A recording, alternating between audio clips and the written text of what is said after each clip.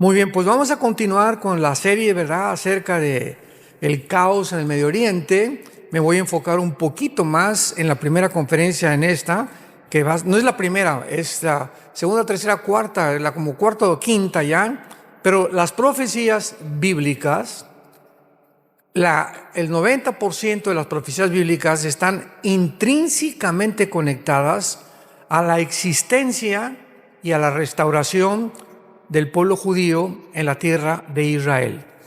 A continuación voy a explicar por qué escogió Dios a la nación de Israel. La nación de Israel se menciona 2200 veces en la Biblia, 2200 veces en el Antiguo Testamento y más de 70 veces en el Nuevo Testamento. Jerusalén se menciona 800 veces en la Biblia. Y este gran enfoque sobre Israel y sobre Jerusalén nos revela el inmenso significado profético que tienen a los ojos de Dios. Porque recorremos toda la Biblia, los 66 libros de la Biblia, y encontramos el enfoque en Israel y Jerusalén. Israel y Jerusalén. Ahí comienza Dios a levantar la primera nación y termina Dios con Jerusalén e Israel en la Tercera Guerra Mundial. El renacimiento de Israel en 1948 y la recapturación de Jerusalén en la Guerra de los 6 Días de 1967 ha puesto el reloj profético de Dios en marcha. En otras palabras, durante casi 2000 años, pues Israel fue exiliada a todas las naciones del mundo. Y comenzó a nacer esta teología que hablamos ayer del reemplazo, donde ya Dios se ocupó, ya no quiere nada con Israel, los judíos mataron a Cristo, ellos son los culpables de la muerte de Cristo, la iglesia ha sustituido y ha tomado el lugar de Israel. Y ahí vamos caminando todos y de repente en 1948, otra vez Dios manda un enfoque, una luz del cielo y vemos el milagro más grande de la historia, el regreso del pueblo judío a su tierra. ¿Quién se lo iba a imaginar? De casi 2000 años de exiliados. Y el 14 de mayo de 1948, todos los ojos otra vez sobre la nación de Israel. En un día, nunca esto ha pasado en la historia, en un día se forma una nación libre, soberana e independiente. 14 de mayo 1948. Entonces se vuelve otra vez el enfoque de Israel, vienen las guerras de los árabes contra ellos, el 56, el 67, recapturan Jerusalén, tuvieron que entregar la otra mitad de Jerusalén porque las Naciones Unidas les obligaron, pero otra vez se vuelve a enfocar hacia Israel y vemos desde el 48 a nuestros días. Mucha gente me ha preguntado, ¿cuándo considera usted que las profecías bíblicas finales comenzaron a cumplirse? Y les contesto sin lugar a dudas, a partir de 1948. ¿Por qué? Porque si Israel, escuchen esto, si Hitler hubiera exterminado a los judíos, todas las profecías finales no se hubieran cumplido. Si Hitler hubiera exterminado a los judíos, ¿quién iba a perseguir al final de la tribulación a los judíos si no es el anticristo? Tenían que existir como nación. Si Israel no hubiera regresado en el 48, ¿cuál es la construcción del tercer templo? Porque está profetizado que van a construir el tercer templo. Es más, ya tienen casi todo listo en Israel para la reconstrucción del tercer templo. Entonces, todas estas profecías ubicadas al final de la historia tenían que cumplirse. Pero para ello tenía que Israel regresara a su tierra después de casi 2000 años de exilio. Entonces, esto es de una forma, como dicen en inglés, amazing, es una forma asombrosa. Veamos en Isaías 44, esta profecía de hace 2700 años, donde Dios lanza un desafío. Dios lanza un reto para todas las gentes que dudan de que realmente la Biblia sea la palabra de Dios. y no el libro del Mormón, ni tampoco el Corán, ni el Mahajanivana Sutta, ni los Vedas, ni el Tripitaka de Buda. Tú puedes ponerme todos los libros sagrados aquí del lado izquierdo y la Biblia del lado derecho. Ningún libro que se considera sagrado contiene las profecías, la cronología de la historia, las evidencias físicas, genéticas, paleontológicas, antropológicas, microbiológicas, químicas, matemáticas, etcétera, etcétera, que contiene la Biblia. Ninguno. Es un libro asombroso. Y cuando hay críticas sobre la Biblia, simplemente es por desinformación o ignorancia. Veamos lo que dice Dios, Isaías 44, versículo 7. Comienza preguntando el Espíritu de Dios: ¿y quién proclamará lo venidero? Lo declarará y lo pondrá en orden delante de mí, como hago yo desde que establecí ¿a quién? El pueblo antiguo, que es Israel. Anúncienles lo que viene y lo que está por venir. No teman ni se amedrenten. No te lo hice oír desde la antigüedad y te lo dije. Luego ustedes son mis testigos. No hay Dios sino yo, no hay fuerte, no conozco ninguno. ¿Qué otro libro dentro de los que se consideran sagrados o religiosos tiene en orden la historia como tiene la Biblia? Un ejemplo rápido. En la historia han existido imperios. Vamos a enunciarlos: el imperio egipcio, el imperio asirio, babilonio, los medos persas, los griegos y el imperio romano. La Biblia describe el orden cronológico en el que iban a aparecer cada uno de estos imperios. Asombroso. Vienes al libro de Daniel, por ejemplo, y hay una visión en el capítulo 2 de Daniel de una estatua gigantesca que el rey Nabucodonosor tiene en un sueño y que ni los astrólogos, ni los magos, ni los hechiceros le pudieron interpretar. Entonces Daniel ora a Dios porque hubo un decreto de pena de muerte del rey Nabucodonosor, que el que no le interpretara pues era muerto inmediatamente. Entonces Daniel se pone a orar y Dios le revela a Daniel la interpretación de la estatua del sueño de Nabucodonosor, y le dice Daniel al rey Nabucodonosor: la cabeza de oro eres tú, el imperio babilónico. Escuchen con detenimiento. Después de ti vendrá otro imperio inferior, que de acuerdo a la historia fue los medos persas. Y el pecho y los brazos de plata son los medos persas. Después de ti, la cintura, que era de otro metal, el bronce, va a venir otro imperio que fue el imperio griego. Y las dos piernas de hierro será un cuarto imperio fuerte, que fue, de acuerdo a la historia, el imperio romano. Entonces ahí describe Daniel hace 2600 años la secuencia de los imperios de la historia que ha corroborado que iban a sucederse uno tras otro, anunciado con cientos de años de anticipación. Y por eso dice Dios: ¿quién proclamará lo venidero y lo pondrá en orden? ¿Qué otro libro? Búscale. Yo les he dicho siempre en muchos seminarios, decimos en México: ¿quién es tu gallito, Giro? ¿Cuál es tu gallo? O sea, dime el libro que más amas. El libro de filosofía, de historia, de lo que tú me quieras mencionar, dímelo. O dime qué libro sagrado conoces tú. Y vamos a compararlo con la Biblia. Ninguno de los libros que se consideran sagrados, repito, contiene la historia, las profecías y todas las evidencias que son geográficas, históricas, que tiene la Biblia. Y además la Biblia es la razón por la cual es el libro más atacado y más controvertido que existe en el mundo. Y cuando los grupos de rock pesado, ¿verdad?, como Madonna, quieren atacar un libro, o como los He-Men, o como Iron Maiden, o como los Rolling Stones, ¿por qué nunca atacan el Corán? ¿Por qué nunca atacan el Tripitaka de Buda? ¿Por qué no atacan ningún libro? ¿Por qué es la Biblia el libro de más odio del mundo? ¿Por qué?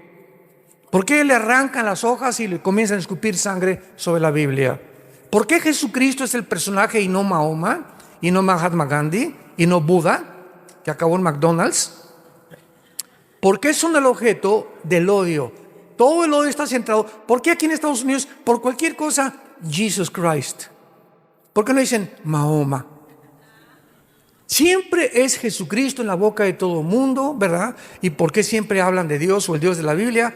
Precisamente porque no es coincidencia. Son el objeto del odio y del ataque de Satanás.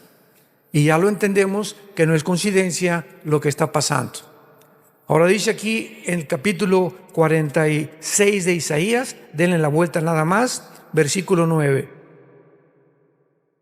Isaías 46. Acuérdense, dice Dios, acuérdense de las cosas pasadas desde los tiempos antiguos, porque yo soy Dios y no hay otro Dios y nada hay semejante a mí, que anuncio lo por venir desde el principio y desde la antigüedad, lo que aún no era hecho, y que digo, mi consejo permanecerá, y haré todo lo que quiero.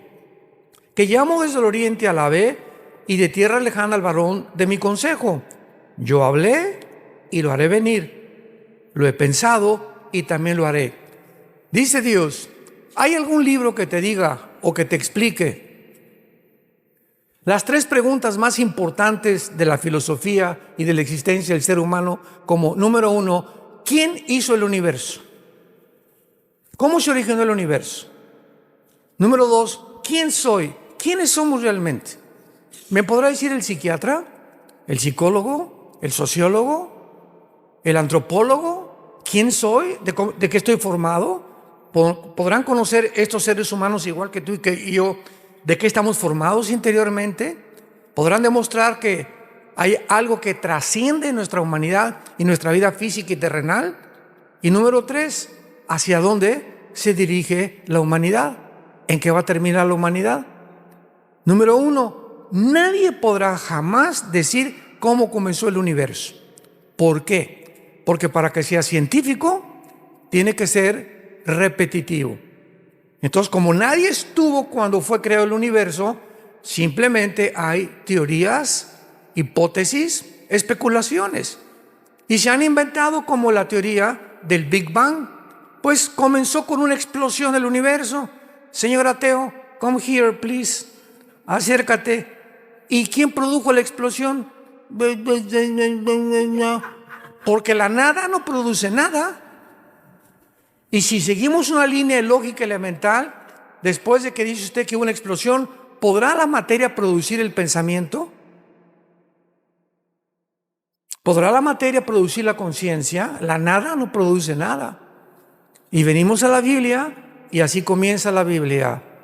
Bereshit Elohim ha-samayim ha-eretz. En el principio Dios hizo los cielos y la tierra en el hebreo. Son 7 palabras del versículo 1 del Génesis y el versículo del medio es el Menorá. Increíble. Esto ni los rabinos que hicieron esto se pusieron de acuerdo para haber podido coordinar y entender que había una secuencia impresionante en las mismas letras hebreas describiendo a Yeshua o a Jesús escondido, o las verdades que hasta el Nuevo Testamento fueron reveladas cuando los rabinos no creen en el Nuevo Testamento. Impresionante. Entonces la Biblia nos muestra que fue hecho el universo de la nada. Hebreos 11, 1 y 2. De lo que no existe, Dios hizo lo que existe. Se llama ex nihilo. O sea, fue hecho de la nada. Dios hizo de la nada que aparezca la tierra, que aparezca la luz, etcétera, etcétera. Y esta es la razón por la cual ahora la ciencia comprueba que el universo tuvo un principio. Porque en tiempos de Galileo y en tiempos de todos los grandes astrónomos del pasado, la Iglesia Católica los frenó para que no siguieran investigando y demostraron, ¿verdad?, que la tierra, decía, no es que siempre ha sido la tierra eterna. Y la Biblia dice que hubo un principio. ¿Cuándo comprobaron que la tierra tuvo un principio? Cuando descubrieron las leyes de la termodinámica. Las leyes de la termodinámica, damas y caballeros, santos de Dios, son las dos leyes físicas que rigen todas las demás leyes del universo. La primera ley explica claramente que nada se crea ni se destruye. Y la segunda ley de la termodinámica establece físicamente que todo tiene un proceso de descomposición, de deterioro, que todo se echa a perder. Esto se tiene que echar a perder, mi coche se tiene que echar a perder, yo estoy muriendo celularmente, todo absolutamente. El sol pierde millones de toneladas de masa por minuto. El universo está bajo una ley que antes de que se descubriera las leyes de la termodinámica, la Biblia le llama la ley de la corrupción. Todo tiende a echarse a perder, todo tiende a corromperse, tal como la Biblia lo estableció miles de años antes que ni siquiera se descubriera la física. Así que esto es increíble. Cuando tenemos toda esta información, nos damos cuenta que la Biblia sobrepasa la comprensión de la misma ciencia, porque antes que la ciencia descubra algo, la Biblia se anticipó. Y luego, ¿quiénes somos nosotros? Bueno, pues hasta el siglo pasado aparece un doctor llamado Sigmund Freud, padrino de muchos de ustedes. Y Freud comienza, él rechazó, no, la Biblia no la quiero estudiar, su mamá se la quería enseñar, me voy a poder estudiar y voy a hipnotizar a mis pacientes, dijo Freud, para descubrir a través del hipnotismo en pacientes de neurastenia, que a través del inconsciente, del consciente los voy a llevar al inconsciente para que descubra lo que hay en el subconsciente y tratar en su conducta subconsciente que está en el cerebro, tratar de corregir la esquizofrenia, la paranoia, la psicosis, la psicopatía, la patología, etcétera, etcétera. Entonces Freud creyó que nosotros teníamos un problema en la psique. De ahí viene la palabra mente, y se equivocó rotundamente, porque la Biblia nos dice que hay otro elemento más profundo que la mente, que es el origen de los problemas mentales, y es el espíritu. Entonces, ¿quién nos puede decir que existe el espíritu? No se puede meter un aparato de rayos X y detectar, somos espirituales. No, la Biblia nos lo revela, somos un espíritu. Tenemos un alma, que es la psique, donde están las emociones, los sentimientos, la voluntad y el intelecto, y vivimos dentro de un envase, una cáscara, una botella, que se llama el cuerpo humano. El cuerpo humano se va deshaciendo cada día más y más y más, pero el alma y el espíritu son eternos, tanto para los que van a ser condenados eternamente, como para los que tienen la salvación eterna también. Entonces Freud se equivocó. Y así vienen, ¿verdad? No, el problema, Carlos Marx, 50 años antes de Freud, el problema es la lucha de clases. Y si el proletariado derriba a la burguesía, si los pobres derriban a los ricos, se acabó el problema. El problema está en los ricos que explotan, los reyes, etcétera, etcétera. Vamos a derrumbarles y vamos a quitarles todo y que los pobres tomen el poder. Y así nació la ideología del comunismo.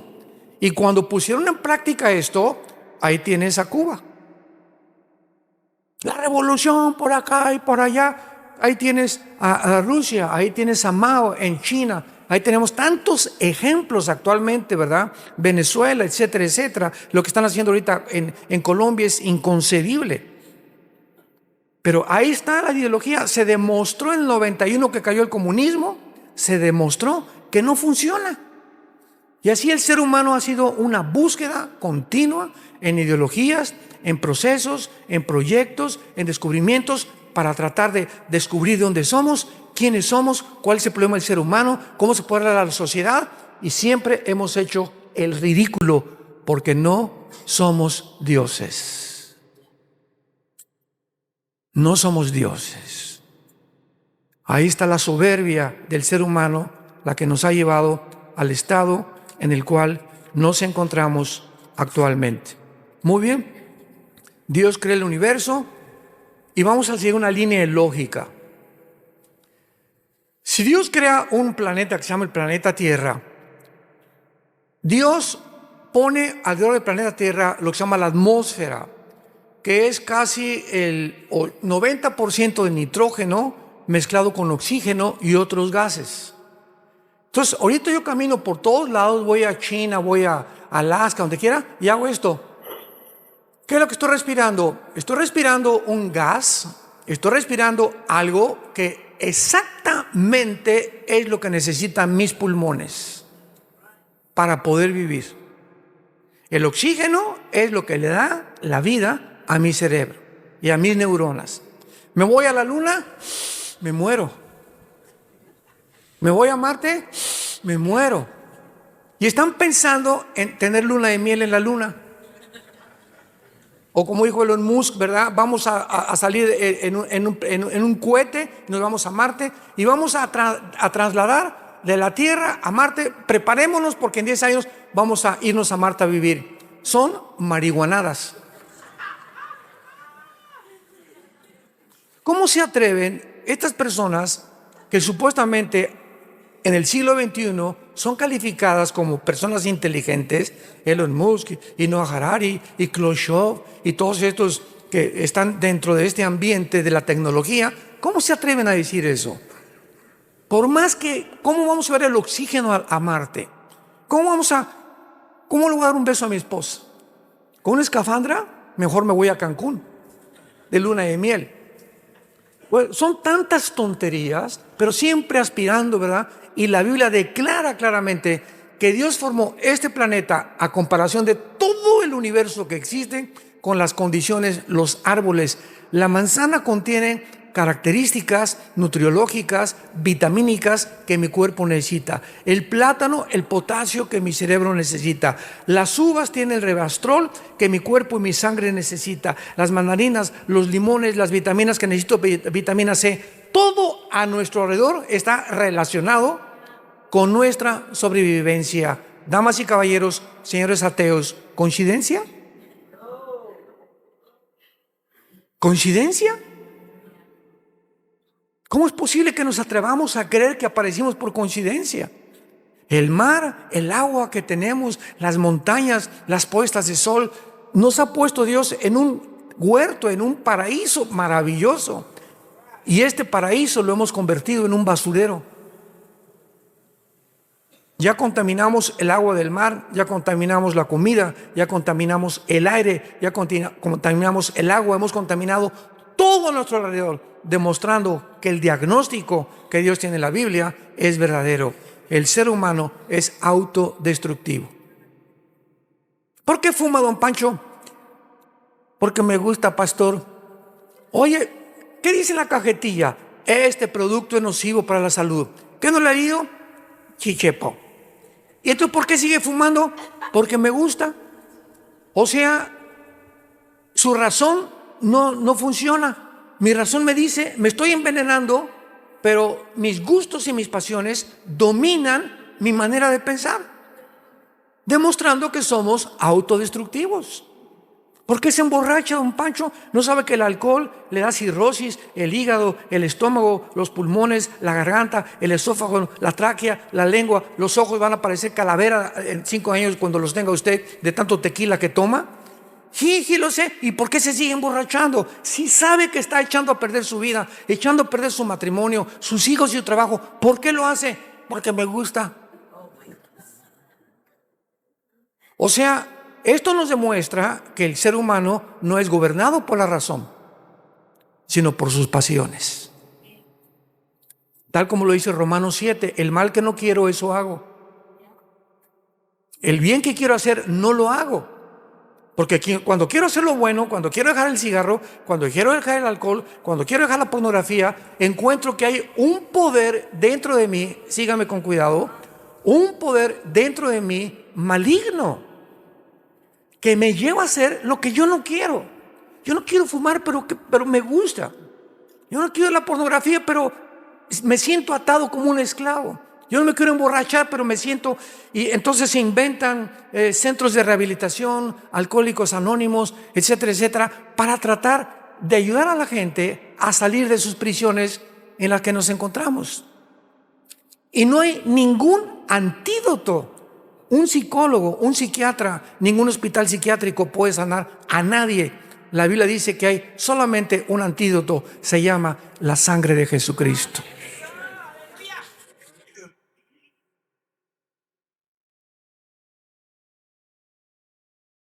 El 99% de los hospitales psiquiátricos tratan a sus pacientes con pastillas tranquilizantes, drogados. No hay otra manera de controlarlos más que a través de Cuanil, Seconal, Prozac, etcétera, etcétera. Porque no hay métodos. El ser humano no puede cambiar a ninguna otra persona. Le quitan el cigarro, le quitan el alcohol, pero sigue mintiendo y sigue haciendo aquello y sigue golpeando a la esposa, etcétera, etcétera. Es como cortar ramas. Pero Jesucristo viene a la raíz del problema, a nuestras vidas. La raíz es espiritual. Nos comportamos como nos comportamos y la mente la tenemos como la mente porque espiritualmente estamos muertos. Sin el poder de vencer aquellos vicios que nos han atado durante tanto tiempo. Y es por eso Jesús dijo, cuando conozcas la verdad, te hará libre. Es la verdad la que nos hace libre. ¿Qué significa? La ignorancia te mantiene en la esclavitud, que es totalmente lo contrario. Entonces, Dios, después de que hace todo eso, es lógico que forma a un pueblo especial. Adán comienza a reproducirse, tiene hijos, hermanos, hermanas, etcétera, etcétera. Durante los primeros 1500 años, de Adán al diluvio hubo 1500 años. Entonces Noé lo levanta Dios, de sus 3 hijos se forman todas las más de 70 naciones del mundo bíblicamente, y después Dios comienza en el capítulo 12 a llamar a un hombre llamado Abraham. Sin la H, era Abraham, no era Abraham todavía, padre de las naciones. Y a través de este hombre le dice a Abraham, vente y salte de tu tierra y te voy a enseñar y te voy a hacer un pacto contigo. Vayamos a Génesis capítulo 12 para que veamos el inicio y la comprensión de la nación de Israel. Una vez me preguntaron, ¿y por qué Dios escogió a Israel? Y le dije, ¿por qué le dio la gana?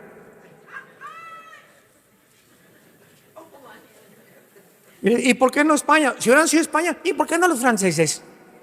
Y si hubieran sido los ingleses, ¿y por qué no los alemanes? Y si hubieran sido los italianos, ¿y por qué no los griegos? Simplemente Dios es soberano. Y Él escoge a una persona para formar un estado, un patriarcado, un estado y después una nación. Y el propósito de Dios es que a través de esa persona, y Abraham no era judío, Abraham fue llamado de Irak. Él no era judío, el judaísmo nació mucho tiempo después. En aquel tiempo todos eran gentiles. Pero Dios llama a una persona por formar una nación y para que a través de esa nación, que es Israel, pudo haber sido México, vuelvo a repetir, o los italianos, o los ingleses, Dios escogió la nación más insignificante del mundo. Un puntito en medio de todas las demás. Israel es del tamaño de Nueva Jersey, lo más grande que puedas imaginarte, rodeada de las más grandes naciones del mundo, como China, Rusia, mira nada más la extensión de territorio que tienen. Israel es un puntito que trae loco al mundo ahorita. Dios lo hace principalmente para que las demás naciones entendieran que de ese pueblo llamado Israel, Dios le entrega a ese pueblo las leyes espirituales, las leyes morales y las leyes higiénicas de lo que debemos comer y lo que no debemos de comer. Y para que ese pueblo las divulgara a todas las naciones y se convirtiera Israel en la luz de las naciones. Sabemos que finalmente fracasó, pero dice Génesis 2, Jehová había dicho a Abraham, vete de tu tierra y de tu parentela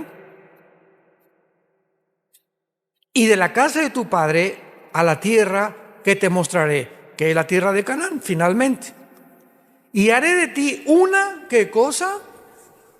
O sea, ¿quién es el padre de árabes y de judíos? Abraham. Los árabes reconocen a Abraham como su padre. Vuelvo a repetir, porque los semitas son tanto árabes como judíos. El problema vino después. Pero vemos que de Abraham nacen dos de las más grandes razas del mundo, que son los judíos y los árabes. Haré de ti una nación grande y te bendeciré. Y engrandeceré tu nombre y serás bendición. Bendeciré a los que te bendijeren y a los que te maldijeren, maldeciré. Y serán benditas en ti todas las familias de la tierra.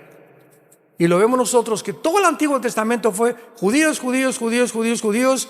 Viene entonces, rechazan al Mesías que Dios les envió, y Dios ahora se vuelve a los gentiles. Y la promesa estaba desde Génesis 12. Serían benditos no solamente los judíos, a través de Abraham Dios bendeciría al mundo entero. Porque de Abraham vendría el Mesías prometido en Génesis 3:15. La Biblia está intrínsecamente relacionada con la genética. Con la genética. Porque cuando nace Jesucristo, se le aparece el ángel Gabriel a María y le dice: María, no te asustes, te va a comenzar a crecer la pancita. Y le contesta María, ¿verdad? Imagino que le habría dicho: pero no hemos ido ni a Cancún de luna de miel. Estaban desposados, estaban comprometidos nada más. No podían tocar a su novia, hasta era mortal, era muerta a pedradas el adulterio o la fornicación antes de casarse. Y entonces se le aparece también a José, el ángel Gabriel, y le dice en Mateo y en Lucas: no temas de recibir a tu mujer, porque la pancita no es del lechero, ni del panadero, ni de nadie, ¿verdad? Ese santo ser que van a hacer no es tuyo, pero no te asustes. Ella no ha sido adúltera, sino que ha sido escogida por Dios para que lo que nazca sea llamado el producto del Dios Altísimo. Y ustedes no le van a poner nombre, ¿eh? Dios dice que le pongan Yeshua, que le pongan Jesús. La pregunta es la siguiente: ¿por qué José y María no podían tener relaciones? Porque tú y yo hemos nacido de papi y de mami, todos nosotros. ¿Por qué Jesús no podía nacer de la relación física entre un hombre y una mujer como toda la raza humana? Aquí está la genética. Y no es hasta 1954, querido, que el doctor Crick y el doctor James Watson se les dé el premio Nobel de Medicina por descubrir la hélice o la molécula del ADN, el DNA, o el ácido desoxirribonucleico. Y cuando se descubre el ADN, aunque ya Mengele había descubrido las leyes de la herencia en 1800 del siglo anterior, pero solamente descubrió que había leyes hereditarias cuando comenzó a mezclar chícharos.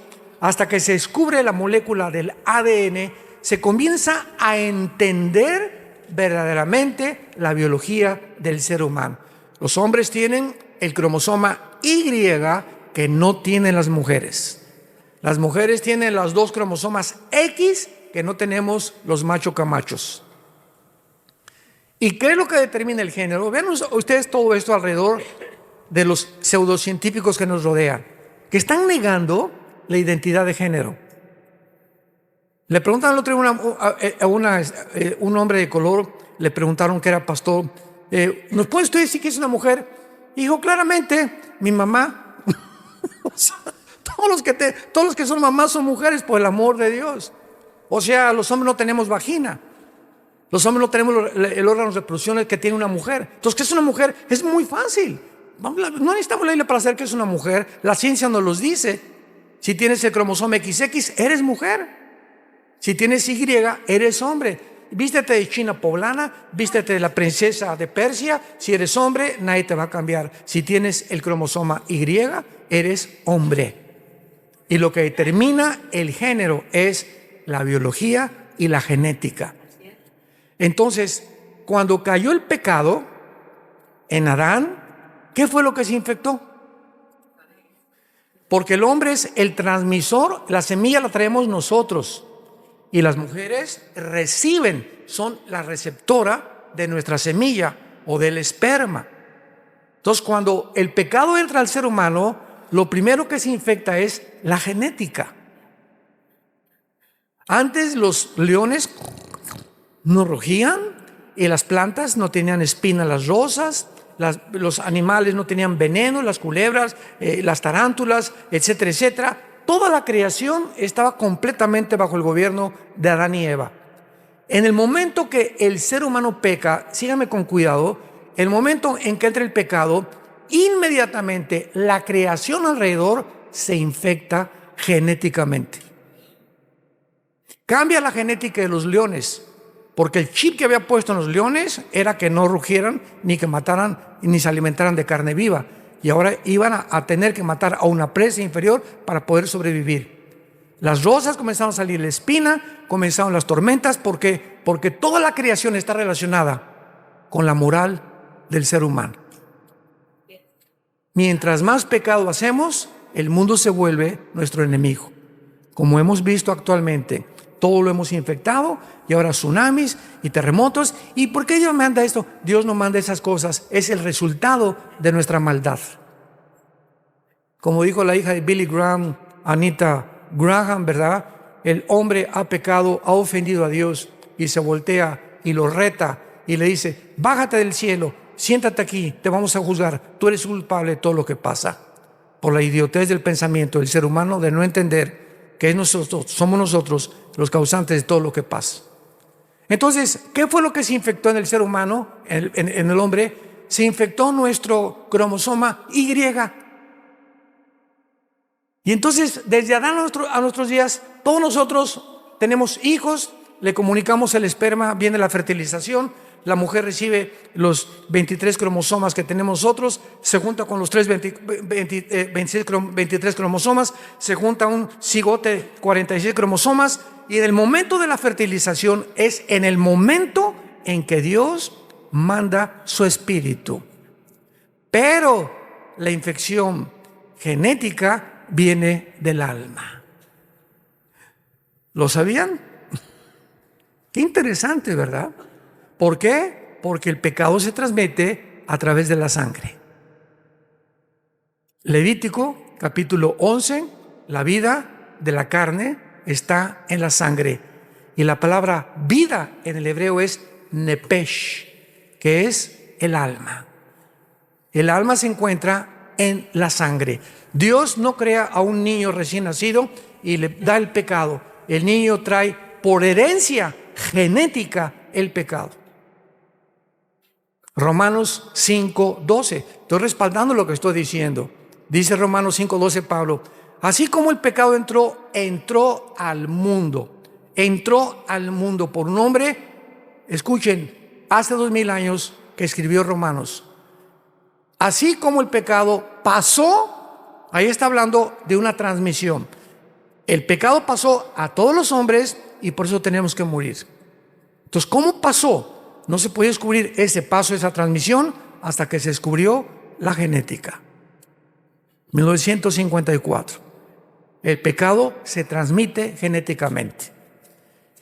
Y hace poco, la semana pasada, mi esposa le enseñé un video que me mandaron, donde se acaba de descubrir, con tanta tecnología que hay ahorita, que en el momento de la fertilización, el óvulo, así lo filmaron con unas cámaras especiales, comienza por primera vez, esto es único en la ciencia moderna, comienza el óvulo a emitir una luz que nunca habían visto y comienza a ser así, mandando luz. Ahí traigo en mi DS, se los mando si quieren. Comienza el óvulo a hacer así, a mandar luz. Y la ciencia ahí se quedó, ¿no? Y le dije a mi esposa: mira lo que dice el Salmo 139, mi embrión vieron tus ojos. Porque ahorita los médicos, ¿cuándo comienza la vida? Al mes, a los 2 meses, a los 4 meses. ¿Sabes qué? Nadie puede saber cuándo comienza la vida más que Dios. Y bíblicamente, el momento de la fertilización, somos seres humanos.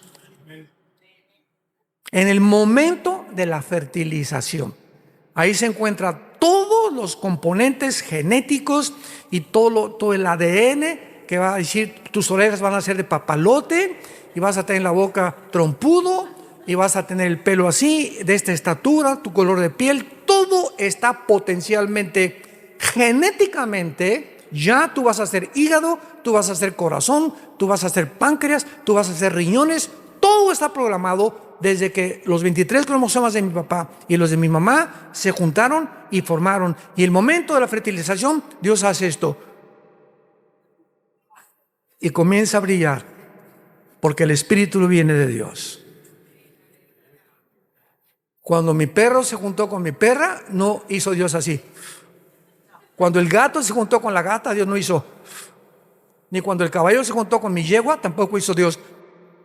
Porque nadie fue creado a imagen y semejanza de Dios más que nosotros. Es la gran diferencia entre nosotros y los animales. Entonces, José traía el cromosoma Y infectado. Entonces, si hubiera tenido relaciones con María, Jesús hubiera nacido en pecado. Y el Mesías no podía nacer en pecado. Porque en la cruz tenía que morir uno que era Dios y tenía que ser hombre. Número uno, tenía que ser Dios, porque si Jesús no hubiera sido Dios, Dios es el único que perdona pecados. En la cruz no podía morir un ángel, ni el Papa Juan Pablo II, ni tu padrino Francisco, ni la Virgen del Socorro, ni Abraham, ni Isaac, ni Jacob, ni un ángel, ni un querubín. Nadie podía estar en la cruz pagando por nuestra maldad más que Dios mismo. Y al mismo tiempo que tenía que ser hombre, porque para que pudiera identificarse con nosotros tenía que haber nacido de una mujer. Entonces Jesús era 100% Dios y 100% humano. Tenía las dos naturalezas. Tú eres 100% humano y eres 100% criatura creada a la imagen de Dios. El anticristo va a ser 100% humano y 100% satánico, porque lo va a poseer un principado satánico, al anticristo. Entonces tenemos que entender la naturaleza espiritual para comprender no solamente la Biblia, sino también el mundo que nos rodea. Jesús tenía que nacer virginalmente. Como fue profetizado, nacerá la virgen y tendrá un hijo. Y venía el problema, ¿cómo puede una virgen, si es virgen, tener un hijo? Y todo el mundo estaba loco, ¿verdad? No, se equivocó Isaías. Isaías 7 dice que una virgen. Y hasta que nace Jesucristo y se descubre todo esto, la Biblia tenía la razón. Se adelantó miles de años la Biblia a la genética del siglo pasado. Como se ha adelantado, porque Dios ha puesto en orden la historia desde la antigüedad hasta que Jesucristo regrese. Entonces Dios forma ya con Abraham, en penúltimo lugar, una nación, y a esa nación le dice Dios a Moisés: vente al monte y te voy a dar las leyes morales de toda la humanidad. Y ustedes se van a encargar de repartir estas leyes a todo el mundo, a todas las naciones. Adorarás a Dios con todo tu corazón, los 10 mandamientos, etcétera, etcétera, son las leyes morales de Dios. Si Dios, es lógico, Él tiene que legislar la moral, porque el hombre no es capaz de distinguir qué es bueno y qué es malo. Veamos ahorita el siglo XXI. No, tú realmente no eres hombre, eres mujer, no eres mujer, eres hombre. No, realmente los culpables no son los de Hamas, son los judíos. No, no es cierto, son los palestinos. No, no es cierto, son los chinos. No es cierto, es mi suegra la culpable. No es cierto, tú eres el que me ha llevado a emborracharme, vieja. Si tuviera otra esposa, ¿verdad? Y otra vieja mejor que tú, no sería el borracho que soy. Siempre estamos buscando huir de nuestra responsabilidad. Cuando un ser humano alcanza y llega a la responsabilidad, comienzas a madurar. La razón por la cual las cárceles están llenas de delincuentes es porque todos dicen: el mundo está contra mí. Esta es la característica de la delincuencia juvenil. Todos se sienten víctimas de la sociedad. Soy así porque mi papá era marihuano. Soy así porque mi mamá era prostituta. Soy así porque me violaron a los 8 años. Soy así. ¿Sabes una cosa? Tú no puedes seguir viviendo de esta manera. Si tú mantienes ese rencor y esa amargura en tu alma, creyendo que hay una fuente fuera de ti que ha hecho lo que tú eres, te olvidas que la gracia de Dios es más grande. Y que para eso vino Jesucristo. Vengan a mí los que están cargados de culpa, de vergüenza, con conciencias que te atormentan, y aquí y allá, y yo te haré descansar. Es el mensaje que Dios te dice: ven a mí. A eso vine al mundo, a poder limpiar tu conciencia de todo lo que en tu pasado el mundo tal vez lo hicieron, pero yo puedo quitarte esto y hacerte una nueva criatura. Porque el que está en Cristo, nueva criatura es. Entonces Dios le da las leyes morales, los 10 mandamientos, las leyes higiénicas. Levítico capítulo 11, no coman cuche o puerco o cerdo, no sé cómo le llaman aquí.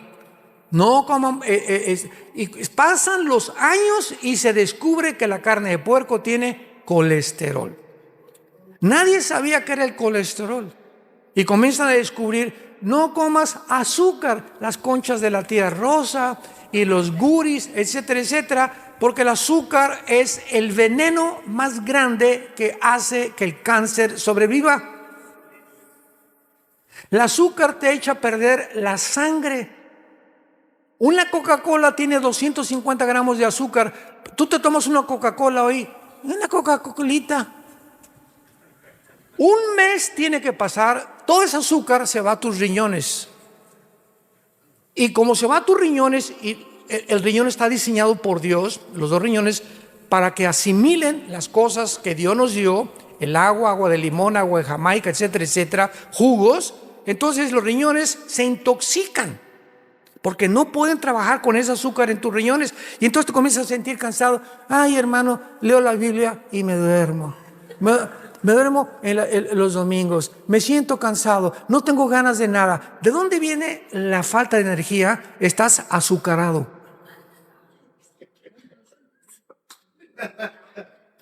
Dios nos dio las leyes: no coman ustedes conejos tampoco, no coman la langosta, es el plato más caro y el que más colesterol tiene. Qué inteligente es el diablo, ¿verdad? Y nos da las leyes de la alimentación para que sepamos distinguir que en las mañanas, lo primerito que tenemos que tomar no es, por el amor de Dios, se los suplico, se los ruego, no sea el café. Imagínate, es una como Hoy Express tu estómago, le pones ácido y peor que no tenga crema. Todavía capuchino. Y todo... Lo primerito que llega es café y comienza toda tu flora intestinal a asimilar todas estas cosas, todo el ácido, comienza a producirte problemas de gastritis, etcétera, etcétera. Lo primerito que el estómago tiene que recibir es fruta. Nunca comas fruta después de comer. ¿Para qué le pones ya a la Hoy Express? Y ahí está el cuche que traes ahí, el cabrito de Monterrey que traes ahí, los chilaquiles, el pozole de Puebla y de Oaxaca. Y arriba la fruta, pues ya no, tu estómago ya no puede jalar la fruta, todas las vitaminas que necesitamos, que es lo primero que tienen. La fruta es lo más alimenticio que existe, y las lechugas y las ensaladas. Y después ya ponle todo lo que quieras, huevos, omelette, pero tiene que tener fruta en ayunas el estómago para que funciones con salud. Todo está en la Biblia. Y así somos de tercos, y por eso, ay, me duele, y sáqueme el espíritu que tengo aquí, hermano. Señor de los cielos, espíritu de retortijón. Dios le da las leyes morales a Dios, las leyes higiénicas, y Dios en Deuteronomio le da las leyes civiles de cómo gobernarnos. ¿Cómo debe un gobierno gobernar al pueblo? Y esta bendición se encuentra no en el derecho romano, no en los griegos, se encuentra en la Biblia. Antes que el derecho romano y antes que los griegos y antes que todo, la Biblia es el origen de la formación y las leyes que Dios anhelaba que el ser humano las asimilara, las comprendiera, pero es imposible asimilarlas sin tener el Espíritu Santo en tu corazón. Y es lo que en esta mañana Dios quiere que tú entiendas, que esta nación fue escogida por Él precisamente para que pudieras, a través de la Biblia, porque la Biblia viene de los judíos. Cristo era judío, los primeros apóstoles eran judíos, la primera iglesia fue judía. Y te bendeciré a los que te bendijeren. Y a través de la historia, todas las naciones que han maldecido y las personas a Israel han recibido la maldición. Ahí está el peligro del antisemitismo. No seas tú una persona que se encuentre maldiciendo al pueblo escogido de Dios. Oremos por Israel, oremos por los palestinos, oremos por los árabes, oremos por los mexicanos, oremos por esta nación, porque somos un pueblo que tenemos que interceder por todas las naciones del mundo. Pero nunca maldigamos ni a Israel ni a los mexicanos. Nunca salga de tu palabra y de tu boca ninguna maldición hacia ninguna persona. Porque cuando tú maldices a alguien, se te regresa. Como un boomerang, lo que tú siembras, tienes que recoger. Oremos. Señor, gracias en esta mañana por tu palabra. Ustedes son mis testigos, dice tu palabra, que tú eres Dios. Y recibirán poder cuando el Espíritu Santo venga sobre ustedes.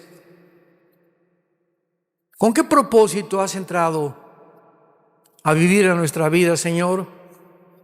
Para ser testigos. Principalmente para dar al mundo a conocer tu amor en esa cruz. Porque de tal manera amó Dios al mundo, a palestinos, árabes, judíos, mexicanos, a todas las naciones del mundo las ama Dios y a todas las llama al arrepentimiento. Dios quiere entrar a tu vida en esta mañana y convertirte en un testigo. Un cristiano es una persona que habla de Cristo. Tú no puedes llamarte cristiano, ni te atrevas a llamarte cristiano, si desde el momento que tú te convertiste, a nadie le has hablado de Cristo. No somos cristianos de la secreta. No tengas miedo delante de los hombres ni vergüenza de tu familia de llamarte hijo e hija de Dios, porque el que me confiese delante de los hombres, yo le confesaré delante de los ángeles. Y el que me niegue delante de los hombres, por amar más la gloria de los hombres, le negaré también delante de los ángeles. Te damos gracias, Jesús, por tan grande sacrificio. Fuiste crucificado, enterrado y resucitado a los 3 días. Y en este momento estás tocando la puerta de los corazones de los que te escuchan. Es Dios el que en este momento te está llamando y te está diciendo: ven a mí y encontrarás paz y descanso para tu alma. ¿Qué tengo que hacer? Me preguntarás, para yo tener a Jesús y el día que muera, morirme en paz, sabiendo que mis pecados han sido perdonados. Arrepiéntete en esta mañana. Arrepentirse es reconocer que tu vida no está agradando a Dios, que tú tienes que cambiar de camino, porque hay caminos que parecen derechos, pero su fin es camino de muerte. El que no conoció pecado, por nosotros se hizo pecado, para que nosotros fuéramos hechos la justicia de Dios en él. Mas Dios muestra su amor para con nosotros en que, siendo aún pecadores, Cristo muere en tu lugar y en mi lugar. Él fue despreciado y desechado entre los hombres, varón de dolores, experimentado en quebranto. Como que escondimos de él el rostro. Fue menospreciado y no le estimamos. Mas él llevó tus enfermedades, tus pecados, tus maldiciones, igual que las mías, para que tú y yo podamos vivir una vida de perdón, de misericordia y de gratitud ante tan grande amor. Dile, Señor, entra a mi corazón en este momento. Ven, Jesús, dame ese descanso que mi vida necesita. Quiero morir en paz. No quiero tener rencor ni maldecir a nadie más en mi vida. Hayan hecho lo que me hayan hecho, perdono a mis enemigos. Guárdame en esa paz que sobrepasa todo entendimiento, porque creo que en la cruz pagaste por mis pecados con tu sangre. Creo que a los 3 días resucitaste y que ahora eres mi Salvador. Gracias. En tu nombre precioso, Jesús. Amén.